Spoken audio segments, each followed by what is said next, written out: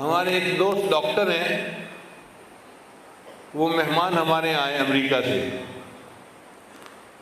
میں نے انہیں کھانا کھلایا اور مہمان خانے کے کمرے میں انہیں کہا کہ جی اب آپ یہاں پہ آرام کریں، سو جائیں. وہ دیوار کے ساتھ ٹیک لگا کر بیٹھ گئے اور انہوں نے رضائی اپنی ٹانگوں کے اوپر لے لی. حضرت میں سو جاؤں گا، آپ جائیں.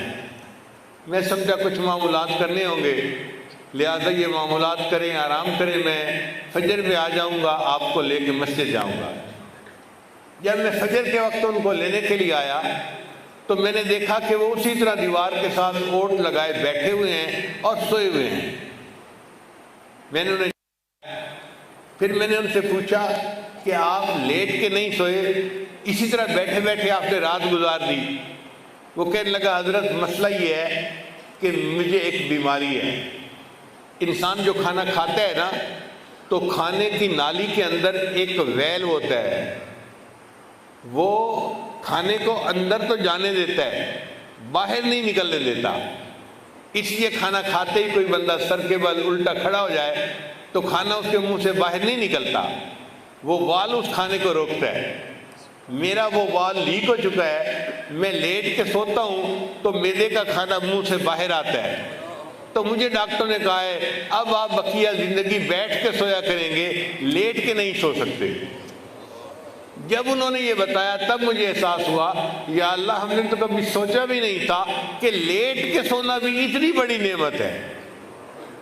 پھر ہم نے اس پر تحقیقات کی تو پتہ چلا کہ بہت سارے جاندار لیٹ کے نہیں سوتے، کھڑے کھڑے سوتے ہیں، یہ بیٹھے بیٹھے سوتے ہیں. یہ لیٹ کے سونا اور سردیوں کے موسم میں رضائی لینا اور ایئر کنڈیشن کمرے میں کمبل لے کے آرام کی نیند سونا، یہ بھی اللہ کی ایک بہت بڑی نعمت ہے ہمارے اوپر. تو ان چاروں وجوہات کو سامنے رکھیں تو دل گواہی دیتا ہے اے انسان اگر تم محبت کرے تو اپنے اللہ سے محبت کر. چنانچہ اللہ تعالیٰ فرماتے ہیں والذین آمنوا اشد حبا للہ، ایمان والوں کو اللہ سے شدید محبت ہوتی ہے.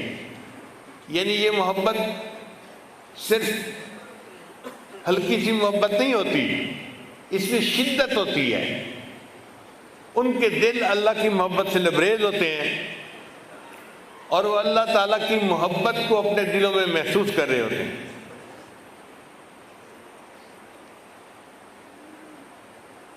نبی علیہ السلام نے اللہ سے یہ نعمت مانگی، اللہم انی اسألک حبک، اے اللہ میں آپ سے آپ کی محبت کا سوال کرتا ہوں. وہ رحمت للعالمین، کونین کے سردار، جن کو اللہ تعالیٰ نے اپنا محبوب فرمایا، وہ دعا مانگتے ہیں اے اللہ میں آپ سے آپ کی محبت کا سوال کرتا ہوں. تو یہ محبت کتنی بڑی نعمت ہے. ایک حدیث پاک میں نبی صاحب نے دعا مانگی اللہم اجعل حبک احب الی من نفسی و اہلی، اے اللہ اپنی محبت کو میری اپنی جان کی محبت سے میرے لیے زیادہ کر دے، اور میرے اہل خانہ کی محبت سے بھی میں اپنی محبت کو زیادہ کر دے. وَمِنَ الْمَاءِ الْبَارِدِ، اور اے اللہ گرمی کے موسم میں جب پیاسا شدید پیاس محسوس کرتا ہے اور اس کو ٹھنڈے پانی کی تلاش ہوتی ہے تو جو اس کو ٹھنڈے پانی کی محبت ہوتی ہے اس سے بھی زیادہ اپنی محبت کو میرے لیے اچھا بنا دے. چنانچہ حضرت حاجی امداد اللہ مہاجر مکی رحمۃ اللہ نے بیت اللہ کے سامنے کھڑے ہو کے دعا مانگی پیاسا چاہے جیسے آب سرد کو، پیاسا چاہے جیسے آب سرد کو، تیری پیاس اس سے بڑھ کر مجھ کو ہو.